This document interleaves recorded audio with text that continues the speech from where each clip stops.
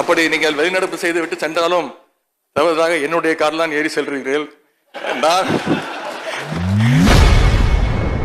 2022ஆம் ஆண்டு நடைபெற்ற சட்டப்பேரவை கூட்டத்தொடரில் பேசிய துணை முதல்வர் உதயநிதி ஸ்டாலின், காரை எடுத்துக்கொண்டு கமலாலயம் சென்று விடாதீர்கள் என முன்னாள் முதல்வர் OPS-ஐ கலாய்த்த வீடியோக்கள் இணையத்தில் வைரலாகி வருகிறது.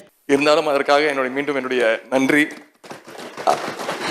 அப்படி நீங்கள் வெளிநடப்பு செய்துவிட்டு சென்றாலும் தவறுதாக என்னுடைய காரில் தான் ஏறி செல்கிறீர்கள். நான் நீங்கள் மட்டுமல்ல, நானும் 3 நாட்கள் முன்பு உங்களுடைய காரில் ஏறி சென்று விட்டேன். அடுத்த முறை நீங்கள் தாராளமாக என்னுடைய காரை எடுத்து செல்லலாம்.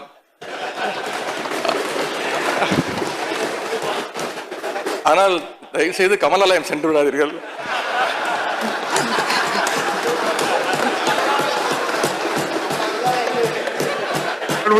எதிர்க்கட்சி துணைத் தலைவர் அவர்கள்,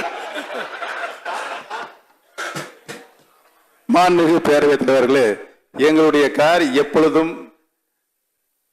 எம்ஜிஆர் புரட்சித் தலைவர் எம்ஜிஆர் மாளிகையை நோக்கித்தான் செல்லும் என்பதை பணிவோடு தெரிவித்துக் கொள்கிறேன். செய்திகளை உள்ளது உள்ளபடி தெரிந்து கொள்ள ரெஃப்ளெக்ட் நியூஸை சப்ஸ்கிரைப் பண்ணுங்க.